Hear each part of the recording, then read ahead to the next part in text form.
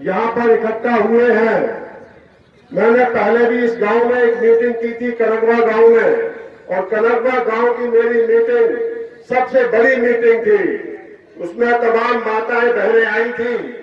हम लोगों ने तब भी वही बात रखी थी, आज भी फिर वही बात आपके रखने के बीच में आए हैं। देखिए, हम सभी लोग तथागत गौतम बुद्ध, बाबा साहब डॉक्टर बी.आर. अम्बेडकर और मान्यवर काशीराम साहब और नेताजी को मानने वाले लोग हैं। और हम ये भी जानते हैं कि आज इन महापुरुषों में से कोई भी हमारे बीच में नहीं है, लेकिन आज बाबा साहब डॉक्टर बी.आर. अम्बेडकर की अंतिम विरासत, भारत का संविधान, जो इस सरकार के सत्ता में आने के बाद सत्ता के गलियारों में हाँप रहा है, हम उसको बचाने के लिए आपके बीच में आए हैं। मैं आपको बता दूं कि बहुत सारे लोगों ने भारत के संविधान को नहीं देखा होगा। आज मैं आपको भारत के संविधान के दर्शन करा रहा हूं। ये भारत का संविधान हमारे देश में सर्वोपरि है। इससे ऊपर हमारे देश में कुछ भी नहीं है। सबसे ऊपर इस देश में है तो भारत का संविधान है। और ये संविधान इस देश में सर्वोपरि नहीं है, बल्कि संविधान में इतना वजन है कि यदि हम देश की सारी किताबों को मिलाकर तराजू के एक पल्ले पर रख दें और दूसरे पल्ले पर अकेले ही संविधान को रख दें, फिर भी ये संविधान उन सारी किताबों से भारी है। इतना वजन है इस भारत के संविधान में। ये संविधान, बड़े ताज्जुब की बात है कि ये संविधान आज आईसीयू में भर्ती है, मृत्यु शैया पर पड़ा हुआ अंतिम सांस ले रहा है, और हम लोग मूक दर्शक बनकर के तमाशा देख रहे हैं। आज से 6-7 महीने पहले मैं बड़ा चिंतित था। उसी चिंतन की अवस्था में बाबा साहब ने मेरे सपने में आकर के मुझसे कहा कि आप कुछ भी नहीं कर रहे हो, कुछ भी नहीं कर रहे हो। बड़े गुस्से में बाबा साहब मुझसे कहते हैं। मैंने बाबा साहब को जवाब दिया कि बाबा साहब मैं क्या करूं, ठीक ठाक नौकरी कर रहा हूं। बोले नहीं, तुम कुछ नहीं कर रहे हो। इसी समय वो अपनी किताब, संविधान की किताब लेकर के बैठ जाते हैं। तो मैं समझ गया कि बाबा साहब मुझसे उम्मीद कर रहे हैं कि इस देश का संविधान खतरे में है और तुम जाओ इसको बचाने का प्रयास करो। इसीलिए संविधान को बचाने के प्रयास के तहत मैं आपके बीच में आ गया। मैंने सोचा था इस संविधान को बचाने का प्रयास तो हमारी बहन कुमारी मायावती जी करती तो मुझे बहुत अच्छा लगता, लेकिन आज क्या कारण है, पता नहीं क्या बात है कि आज हमारी बहन कुमारी मायावती जी किस वजह से शांत है, मैं उसका कारण समझ नहीं पा रहा हूँ।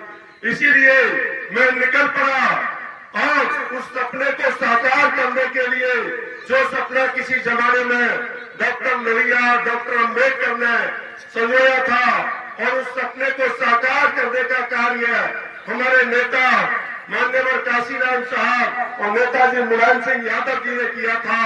लेकिन मनुवादी ताकतों ने आकर के उस सपने को छत-बिछत कर दिया।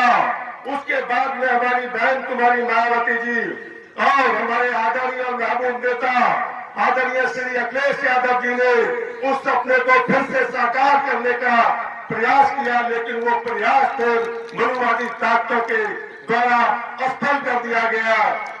तब मैंने देखा कि जब बहन कुमारी मायावती जी गठबंधन से अलग हो गई तो बाबा साहब के तेजी से गिरते हुए मिशन को जब हमारे महबूब नेता आदरणीय अखिलेश यादव जी ने अपने दोनों कंधे लगा करके उसको थाम लिया, तो मैं भी समाजवादी पार्टी की तरफ जाने से अपने आप को रोक नहीं सका।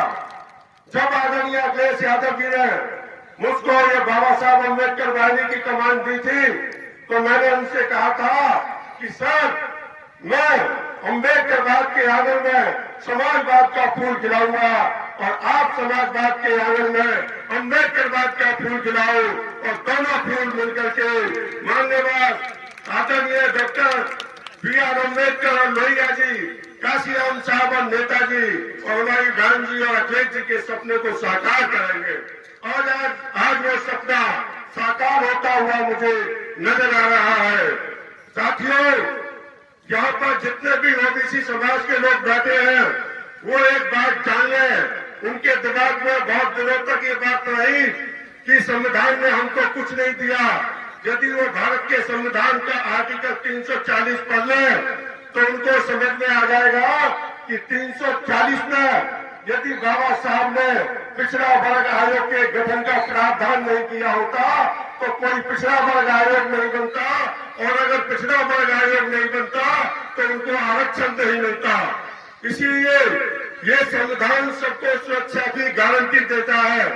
और जिस समय संविधान बनाते समय ये बहस चल रही थी कि जिन लोगों को हमें आरक्षण देना है उनको किस नाम से संबोधित किया जाए, तो किसी ने कहा कि SC/ST के नाम से संबोधित किया जाए, किसी ने कहा कि स्पेशल कैटेगरी रख दो। लेकिन जब बाबा साहब का नंबर आया और उनसे पूछा गया कि किस नाम से उनको संबोधित किया जाए, तो बाबा साहब ने कहा था कि बैकवर्ड क्लास, यानी कि पूरे बैकवर्ड क्लास के लिए हमारे बाबा साहब लड़ाई लड़े थे।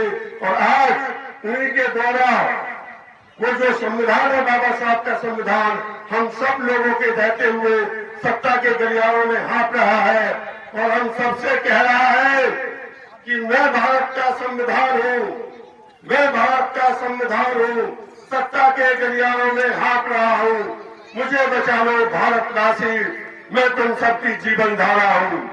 ये भारत के संविधान को कहना पड़ रहा है और इससे विचित्र बात क्या हो सकती है। और आप सोचो कि कैसे जिया होगा वो महामानव डॉक्टर B.R. अम्बेडकर जिसकी मूर्तियों को आज बड़ी आसानी से तोड़ दिया जाता है। उजानी में भी बाबा साहब की मूर्ति तोड़ दी गई थी। हमारा समाजवादी पार्टी का पूरा प्रतिनिधिमंडल आदरणीय धर्मेंद्र यादव जी के नेतृत्व में वहां पर धरना दे दिया और 14 घंटे के अंदर वो मूर्ति लग गई। आज कल्पना कीजिएगा उस देश में मूर्तियां टूट रही है जिस देश में बाबा साहब ने जन्म लिया था। और दूसरी तरफ अमेरिका को देखिए, अमेरिका ने अपने देश में यदि सबसे ऊंची मूर्ति लगाई है तो वो डॉक्टर B.R. अम्बेडकर की लगाई है। और अमेरिका ने यदि पूरी दुनिया की सबसे बड़ी लाइब्रेरी बनाई है तो वो डॉक्टर B.R. अम्बेडकर के नाम पर बनाई है। और इतना ही नहीं साथियों, डॉक्टर B.R. अमेरिका ने डॉक्टर B.R. अम्बेडकर के नाम पर एक तारे का नाम रख दिया। देखो उस तारे को ऊपर को नजर करके डॉक्टर B.R. अम्बेडकर नाम का तारा वहां पर टिमटिमा रहा है। मेरा चैलेंज है बाबा साहब की मूर्तियों को तोड़ने वाले लोगों, तुम बाबा साहब की मूर्तियां तोड़ सकते हो, तोड़ दो, लेकिन उस तारे को तोड़ के दिखाओ। कौन तोड़ सकता है उस तारे को? किसी की हिम्मत नहीं है। संविधान को मिटाने वालों, इस संविधान को आप आसानी से मिटा नहीं पाओगे। क्यों? क्योंकि संविधान हमारा मुकद्दर है, हम सबका मुकद्दर है। किस तरीके से भारत का संविधान हमारा मुकद्दर है, एक स्लेट के माध्यम से आपको बताना चाहूंगा कि रुतबा मेरे सर को तेरे संविधान से मिला है, रुतबा मेरे सर को तेरे संविधान से मिला है। ये जीने और बोलने का अधिकार भी तेरे संविधान से मिला है। औरों को जो मिला होगा मुकद्दर से मिला होगा, हमें तो मुकद्दर भी तेरे संविधान से मिला है। ये ताकत है भारत के संविधान की। बाबा साहब ने जब मुझे सपना दिया तो मैं 3D पर काम करने लग गया। पहला भी बनाया क्या? संविधान। किसने? बाबा साहब ने।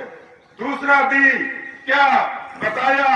किसके बारे में? संविधान के बारे में। किसने? मान्यवर काशीराम साहब ने। और तीसरा भी बचाया क्या? संविधान। ये नाम जो आने वाली पीढ़ी लेगी तो हमारे और आपके नाम पर होना चाहिए। कि जब संविधान को बचाने की बारी आई थी, बाबा साहब भी आपको सुन रहे होंगे, तो हमारे घर वहां पे मैदान में आकर के खड़े हो गए थे। बताओ तुम भारत के संविधान को बचाओगे कि नहीं बचाओगे? Very good.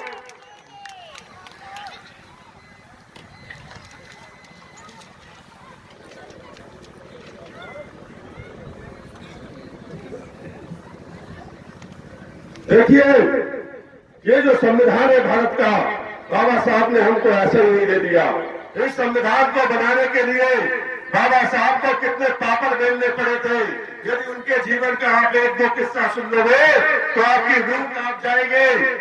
आज से ठीक 100 साल पहले 1923 में बाबा साहब जब लंदन में पढ़ाई कर रहे थे, तभी उनकी पत्नी ने एक चिट्ठी भेजी। बाबा साहब ने उस चिट्ठी को देखा, चुपचाप अपनी जेब में रख लिया। पता है उस चिट्ठी में क्या लिखा था? आप सोच रहे होंगे बड़ी साधारण सी बात लिखी होगी, लेकिन उस चिट्ठी में लिखा था उनकी पत्नी ने कि बाबा साहब, पैसे और इलाज के अभाव में आपका पुत्र गंगाधर राव अब इस दुनिया में नहीं रहा। उस चिट्ठी में उनके पुत्र के मरने की खबर थी और हमारा मसीहा अपने पुत्र के मरने की खबर को बड़ी सहजता से सहन कर गया। क्यों? क्योंकि उनको पता था कि मैं अपने पुत्र को जिंदा नहीं कर सकता हूं। मेरे पुत्र की मौत तो गरीबी में और पैसे के अभाव में हुई है, लेकिन मैं अपने आने वाली पीढ़ी को गुलामी में नहीं मरने दूंगा, उसको आजाद करके छोड़ूंगा। यही सोच करके बाबा साहब पढ़ने के लिए बैठ गए थे। आप कल्पना करो कि एक बाप अपने पुत्र के अंतिम दर्शन नहीं करना चाह रहा है। किस लिए? क्योंकि वो चाह रहे थे कि एक पुत्र के अंतिम दर्शन करके मैं अपने करोड़ों पुत्रों के अंतिम दर्शन नहीं करना चाहता। इसलिए बाबा साहब वहां पर रुक गए थे।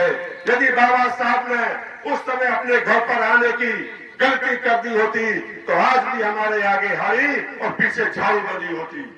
इतना ही नहीं, आज से 80 साल पहले जब हमारे हक और अधिकारों की लड़ाई लड़ने के लिए बाबा साहब को लंदन जाना था, तो ठीक उसी दिन उनके दूसरे प्रिय पुत्र राजरत्न अम्बेडकर का निधन हो गया, जिसके बारे में उनकी पत्नी का जब सवाल करती थी तो बाबा साहब कहते थे कि रमा तुम चिंता मत करो, मैं जो कुछ भी कर रहा हूं उसके दम पर मेरा राजरत्न अम्बेडकर एक दिन इस देश पर राज करेगा। जिस पुत्र के बारे में सोचते थे कि मेरा राजरत्न अम्बेडकर इस देश पर राज करेगा, वो पुत्र उनकी आंखों के सामने मरा पड़ा है। एक तरफ पुत्र की लाश और दूसरी तरफ लंदन का टिकट। बताइए, हम में से आप में से कोई भी होता तो क्या करता? अपने पुत्र के पास बैठ जाता, रोता, चीखता, पुकारता। लेकिन बाबा साहब ने ऐसा नहीं किया। जब माता रमाबाई को पता पड़ा कि बाबा साहब मानेंगे नहीं, हर हाल में लंदन जाएंगे, तो वो रोती हुई आई और बोली कि बाबा साहब, ऐसी विचित्र स्थिति में जब आपका सबसे प्रिय पुत्र मरा पड़ा है, आप लंदन जा रहे हो? तो बाबा साहब का जवाब था कि रमा, यहाँ तो मेरा सिर्फ एक पुत्र मरा है। यदि आज मैं लंदन नहीं गया तो मेरे करोड़ों पुत्र मारे जाएंगे। कौन थे वो करोड़ों पुत्र? हमको और आपको जिंदगी देने के लिए हमारा मसीहा अपने पुत्र की लाश से गुजर गया, और हम करोड़ों पुत्र और पुत्रियां मिलकर यदि उनके संविधान को नहीं बचा सके तो हम बाबा साहब और संविधान के नाम पर कलंक के अलावा कुछ भी नहीं है। आप कल्पना करो कि एक तरफ तो बाबा साहब अपने कलेजे के टुकड़े के दुख और दर्द को अपने दिल में दफन करके लंदन जा रहे हैं, और दूसरी तरफ माता रमाबाई अपने पुत्र के सब को अपनी साड़ी के पल्लू में लपेटकर, कफन के भी पैसे नहीं थे, अपनी साड़ी के पल्लू में लपेटकर शमशान जा रही है। पिता हमारी लड़ाई लड़ने के लिए लंदन जा रहा है, मां अपने पुत्र के सब को लेकर के शमशान जा रही है। ऐसी विचित्र स्थितियों का सामना करके बाबा साहब ने हमको ये संविधान दिया था। और इतना ही नहीं, जब वो लंदन पहुंचते हैं तो रात को अपने पुत्र के वियोग में सोते नहीं हैं, रोते नहीं हैं, बल्कि पढ़ाई कर रहे होते हैं, क्योंकि दूसरे दिन अंग्रेजों के सामने उन्हें हमारा पक्ष रखना था। जब अंग्रेज लोग आए रात को, जब ज्यादा रात हो गई तो बोले कि बाबा साहब बहुत रात हो गई है, आप कुछ खा लो और आराम कर लो, सो जाओ। तो बाबा साहब का जवाब था कि मेरे पास खाने के लिए पैसे और सोने के लिए वक्त नहीं है। लेकिन आज उनके संविधान की बदौलत हमारे बड़े बड़े अधिकारी और बड़े बड़े नेता जो बड़ी बड़ी कुर्सियों पर बैठे हैं, आज उनके पास ना तो खाने के लिए पैसे की कमी है, ना ही सोने के लिए वक्त की कमी है। यदि कमी है तो आज उनके पास इस संविधान को बचाने के लिए वक्त नहीं है। इसीलिए हमको आपके बीच में आना पड़ गया। ये संविधान कोई साधारण पन्नों से बनी हुई कोई किताब नहीं है। इस संविधान में बाबा साहब का मन उनकी तप तपस्या संघर्ष से शामिल नहीं है, बल्कि उनके 4-4 बच्चों की कुर्बानियों का खून शामिल है। तब जाकर के लिए हमको संविधान बना है, और ऐसा संविधान हम करोड़ों पुत्र और पुत्रियों के होते हुए यदि मिट जाए तो हमें अम्बेडकरवादी कहलाने का बिल्कुल भी हमें गर्व नहीं होगा।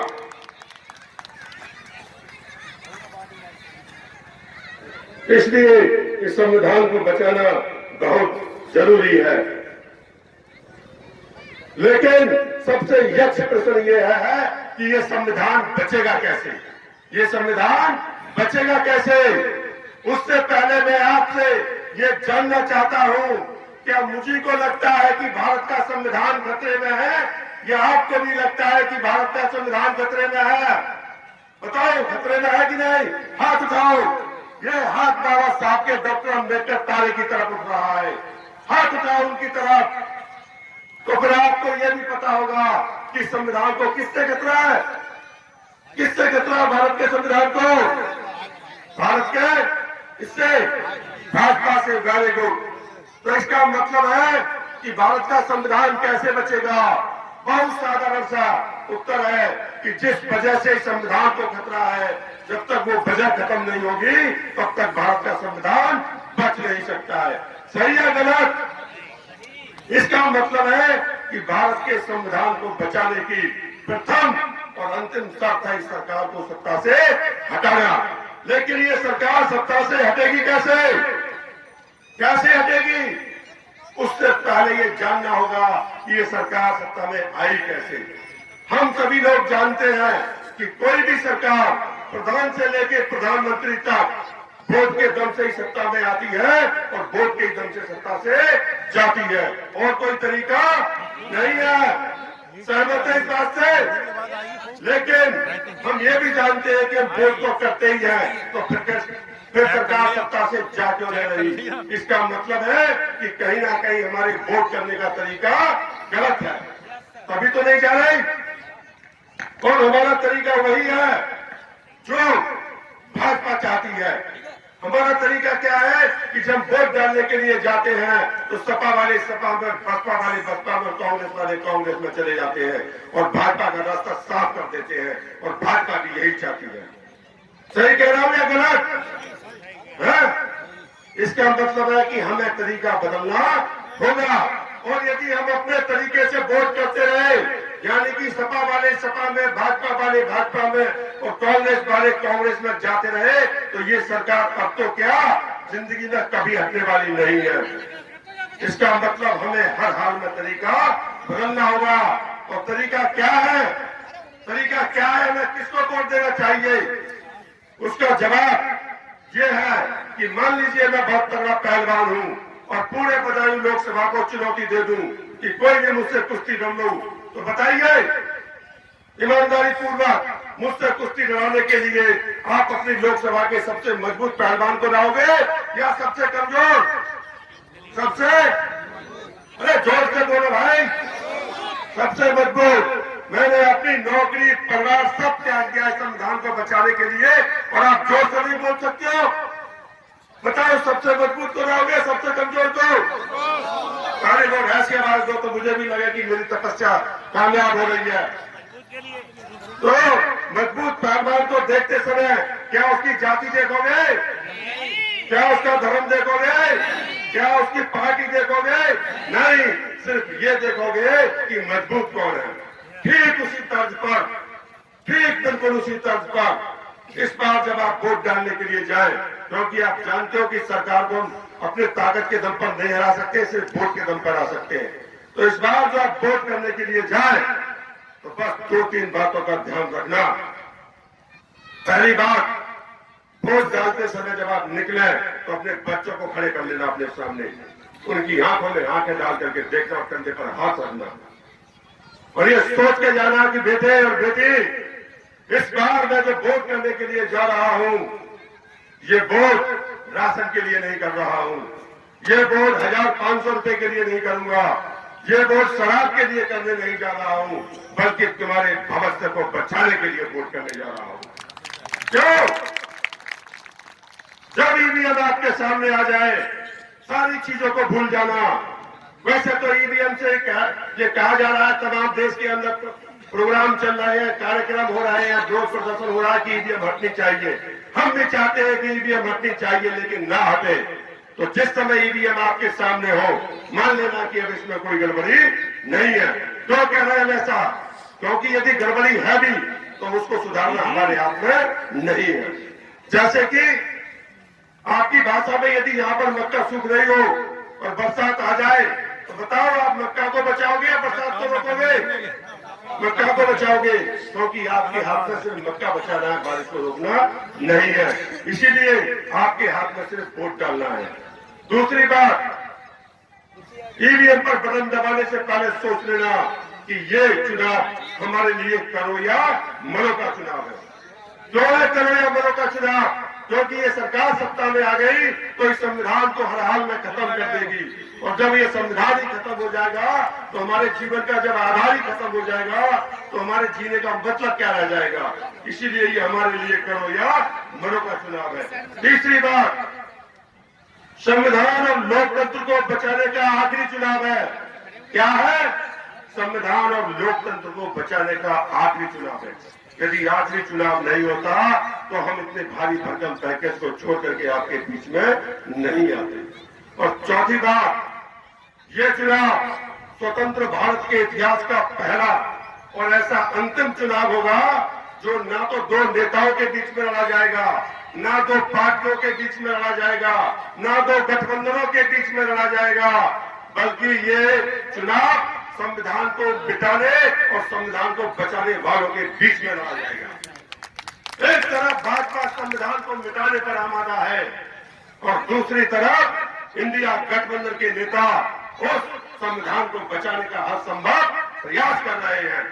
हम अपनी बहन कुमारी मायावती जी से निवेदन करते हैं कि यदि आप संविधान को सर्वोपरि मानती हो तो बिना किसी शर्त समर्थन, बिना किसी शर्त के आप इस गठबंधन में शामिल हो जाओ। आपका नाम स्वर्ण अक्षरों में लिखा जाएगा, और यदि आप संविधान से ऊपर अपने को मानती हो तो फिर ये इतिहास आपको माफ नहीं करेगा। तो जब तीसरी बात कि संविधान और लोकतंत्र को बचाने का आखिरी चुनाव है, और चौथी बात, ये चुनाव किसी नेता या पार्टी के भविष्य को बनाने और बिगाड़ने का चुनाव नहीं है, बल्कि हमारी आने वाली पीढ़ी के भविष्य को बचाने का चुनाव है। और हमारी आने वाली पीढ़ी का भविष्य तब बचेगा जब संविधान बचेगा, और संविधान तब बचेगा जब भाजपा हारेगी, और भाजपा तब हारेगी जब उस मजबूत पहलवान की तरह आप उस पार्टी को या नेता को वोट करोगे जो भाजपा को हराने में सबसे मजबूत हो। सही है गलत? तो बताइए हाथ उठा करके, बाबा साहब के तारे की तरफ देख करके, उनके संविधान को बचाने की खातिर बदायूं लोकसभा के लोगों, बताइए बदायूं लोकसभा से भाजपा को कौन हरा सकता है? कौन हरा सकता है? आवाज नहीं आ रही मुझको जोर से, हाथ उधर होने चाहिए डॉक्टर बी.आर. अम्बेडकर तारे की तरफ। कौन हरा सकता है? Very good. दिमाग का इस्तेमाल करना और बाबा साहब के संविधान को बचाने के लिए, और विशेषकर संविधान का एक पन्ना बचाने के लिए आप हमारे बदायूं लोकसभा से आदरणीय सांसद माननीय धर्मेंद्र यादव जी को वोट कर देना। यदि वोट करते समय अपनी अपनी पार्टी के चक्कर में आप पड़ गए और आपके हाथ में कपा गए तो फिर इस संविधान की मौत की जिम्मेदार भाजपा नहीं, हम लोग होंगे। हम लोग होंगे फिर। क्यों? क्योंकि यदि संविधान बचा तो इस देश में सपा, बसपा, कांग्रेस भी बचेगी, राहुल गांधी, अखिलेश यादव और मायावती भी बचेंगे, और यदि संविधान नहीं बचा तो इस देश में सिर्फ भाजपा बचेगी। इसलिए संविधान को बचाना बहुत जरूरी है। और कुछ चंद लाइनों के साथ मैं अपनी बात को खत्म करूंगा।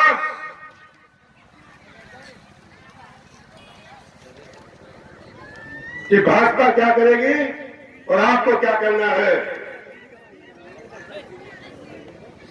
देखिए, सुनिए गौर से, एक मिनट की बात और है कि वो बात करेंगे ताज की, वो बात करेंगे ताज की, तुम बात करना आज की।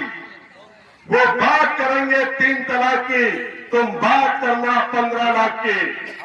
वो बात करेंगे हिंदू और मुसलमान की, तुम बात करना बेरोजगार नौजवान की, वो बात करेंगे भारत और पाकिस्तान की, तुम बात करना सीमा पर मरते जवान की, वो बात करेंगे हिंदुत्व और राष्ट्रवाद की, तुम बात करना आत्महत्या करते किसान की, वो बात करेंगे कब्रिस्तान और शमशान की, तुम बात करना गरीबी से मरते इंसान की, वो बात करेंगे मंदिरों और मस्जिद की, तुम बात करना स्कूल और हॉस्पिटल की, वो बात करेंगे धारा 370 की, तुम बात करना डूबते लोकतंत्र की, वो बात करेंगे गीता और कुरान की, तुम बात करना भारतीय संविधान की, वो बात करेंगे ईवीएम मतगणना की, तुम बात करना ओबीसी जनगणना की, वो बात करेंगे नफरत और दंगों की, तुम बात करना भूखे और नंगों की, वो बात करेंगे निजीकरण की, तुम बात करना आरक्षण की, वो बात करेंगे अंबानी और अडानी की, तुम बात करना खेती और किसानी की, वो बात करेंगे मन की, तुम बात करना भ्रष्टाचार और काले धन की, वो बात करेंगे एनडीए की, तुम बात करना पीडीए की, वो बात करेंगे योगी और मोदी की, तुम बात करना रोजी और रोटी की, वो बात करेंगे गौसे और सावरकर की, तुम बात करना लोहिया और अम्बेडकर की। जय भीम, जय भारत। और एक नारा देकर के अपनी बात को समाप्त करता हूं कि 2014 में एक नारा लगा था, हर हर मोदी और घर घर मोदी। मैं आज नारा दे रहा हूं कि हर हर संविधान और घर घर संविधान, हर हर संविधान, घर घर संविधान। जय भीम, जय भारत, जय समाजवाद, नमो बुद्धाय। आप आए, आपका बहुत बहुत धन्यवाद। साथियों, मेरे संविधान को, मेरे बाबा साहब के संविधान को बचा लो। हमारा नाम डॉक्टर अम्बेडकर साहब के बचाने वालों की, उनके संविधान को बचाने वालों की लिस्ट में लिख जाएगा। इसी के साथ बहुत बहुत धन्यवाद।